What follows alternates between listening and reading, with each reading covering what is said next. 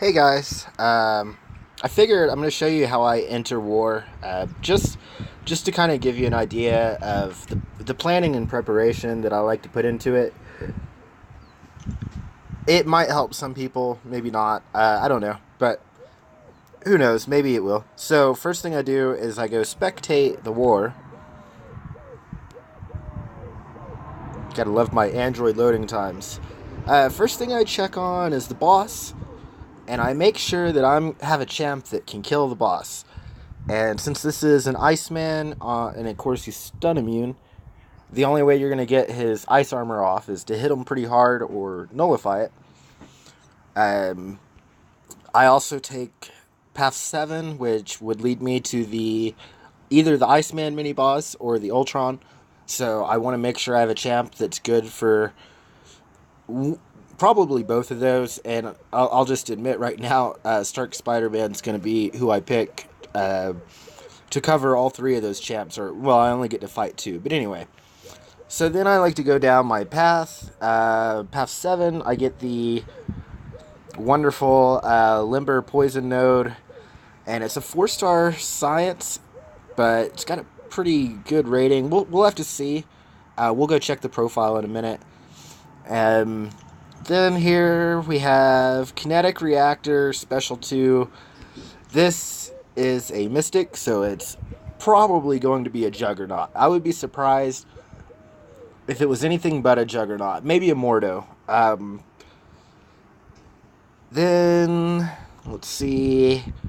We have a Nullify node with physical and energy resist. It's a tech champ. Probably going to be somebody with regen. My best guess would be like an Iron Man.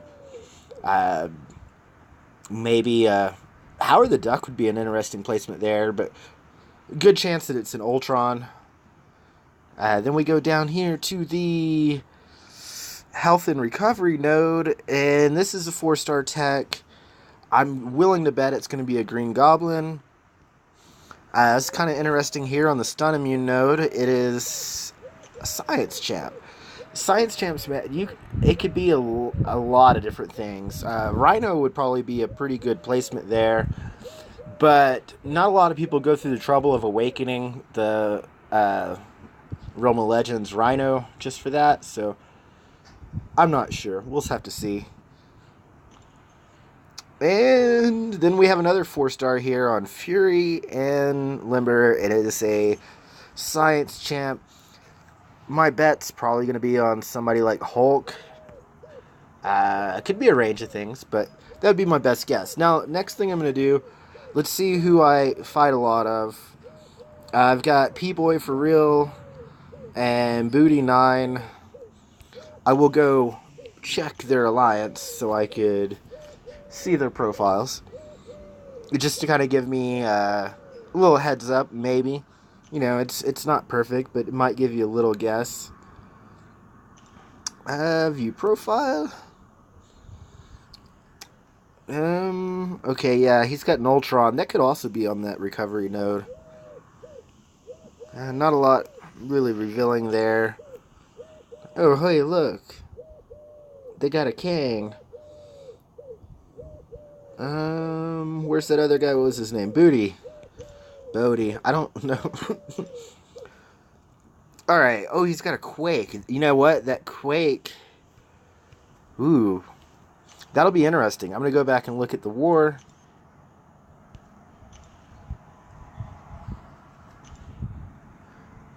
Quake would be an interesting placement on there because she can be pretty damn annoying if she gets a heavy off on you. It is a rank 5. I'm going to plan on that being Quake. Like I said, I didn't get much out of P-Boy. I'm not going to bother checking the other guys because they're fairly easy nodes. Let's just get right into it. Alright, so I know that I need Spider-Man for the boss, and possibly for Iceman, and possibly for the other Iceman, and possibly for Ultron. So, Stark Spider-Man it is. I don't really see Blade doing me a lot of service in this fight. or in this war. It just seems like there's a lot of science champs, and you always run into the risk of someone throwing a abomination on there just to piss you off with his bleeds. But at the same time, I may just bring him for synergies. I'm definitely bringing Iceman because he, double immune, and I have that poison fight that I have to handle. So no big deal. Scarlet Witch would actually be a pretty good option to throw in here, just in case I fail with Stark Spider-Man, because Scarlet Witch has that awesome Nullify, and of course all of her other crazy buffs.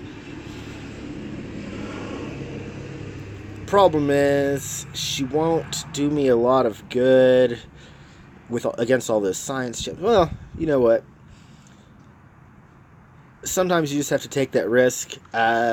So that's the team I'm going to bring. And like I said, I do this every war because all I'm basically looking into is this is who I'm going to fight, or these are the champs I'm going to fight. This is who they could be. But I definitely know the boss and the mini-boss, and I need somebody for the boss and the mini-boss.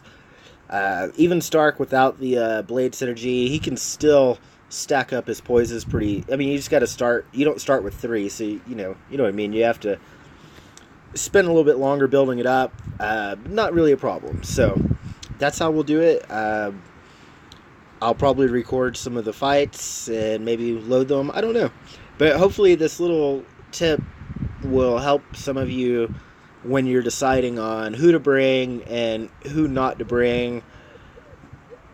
And, just scout your lane, and if you want to take the time, check the champs that you're going to be, check the players' profiles, just a few little things like that. It takes 5 minutes to do, and it could really, really improve your war. Especially if you have a lot of trouble dying or surviving your lanes. It's just one of those things. You want to know what nodes you're going to go against, and you want to have a decent general idea of who you're going to be fighting. So, that's it for this.